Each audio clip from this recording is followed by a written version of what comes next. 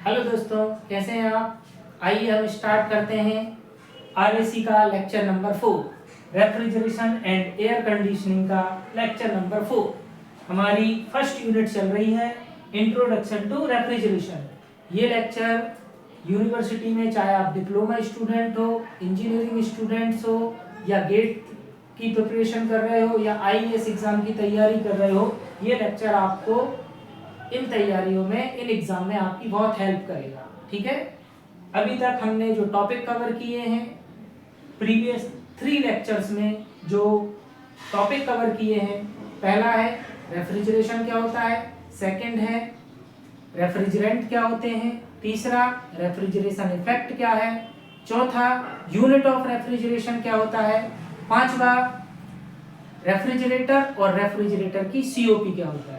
ये 5 टॉपिक हमने कवर किए हैं। आज जो हम टॉपिक कवर करने जा रहे हैं वो है हमारा हीट पंप क्या होता है और हीट पंप की सीओपी क्या होती है। ठीक है, चलिए देखते हैं। तो यहाँ पर लिखा हुआ है हीट पंप क्या है, एक वर्क एब्जॉर्बिंग डिवाइस। क्या है, एक वर्क एब्जॉर्बिंग डिवाइस है। ये देखिए, ये लिखा है वर्क एब्जॉर्बिंग डिवाइस।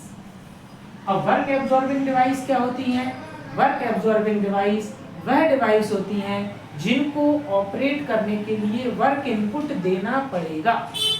ठीक है, तो जिस प्रकार रेफ्रिजरेटर होता है उसको भी ऑपरेट करने के लिए हमें वर्क इनपुट देना पड़ता है, तो वो भी हमारी एक वर्क एब्जॉर्बिंग डिवाइस है।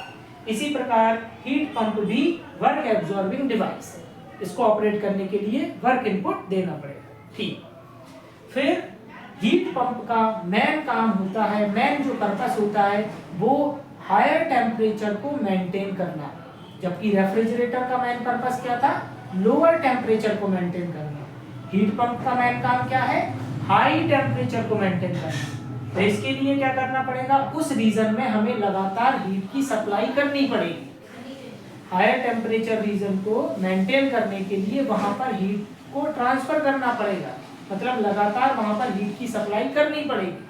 अब वो हीट आएगी कहां से, तो लो टेम्परेचर रीजन से हम हीट को एब्जॉर्ब करके उस हीट को हायर टेम्परेचर रीजन में ट्रांसफर करेंगे by using external work input. यहाँ पर सिंपल डेफिनेशन लिखी है, heat pump is a work absorbing device that transfer heat from low temperature region to the high temperature region by using external work supply।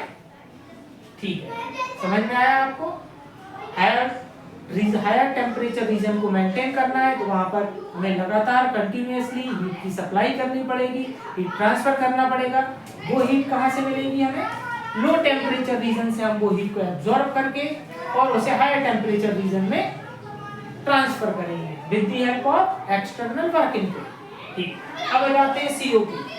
COP को यहाँ पर फिर से मैंने 2 प्रकार से डिफाइन किया है। जिस प्रकार से रेफ्रिजरेटर की सीओपी को 2 प्रकार से डिफाइन किया था, उसी प्रकार से हीट पंप की सीओपी को भी 2 प्रकार से डिफाइन किया है, ताकि आपको दोनों में कंपेयर करने में भी आसानी हो। अब यहाँ पर हीट पंप की जो सीओपी है वो यहाँ पर है, हीट पंप का डिजायर इफेक्ट क्या है, डिवाइडेड बाय हीट पंप को ऑपरेट करने के लिए कितना वर्क इनपुट सप्लाई किया गया है। इन दोनों का रेशियो क्या कहलाएगा, हीट पंप की सीओपी।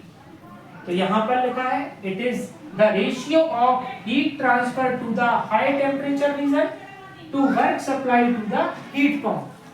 हायर टेम्परेचर रीजन में आपने कितनी हीट ट्रांसफर करी और हीट पंप को ऑपरेट करने के लिए आपने कितना वर्क सप्लाई किया, इन दोनों का जो रेशियो है वही हीट पंप की सीओपी है।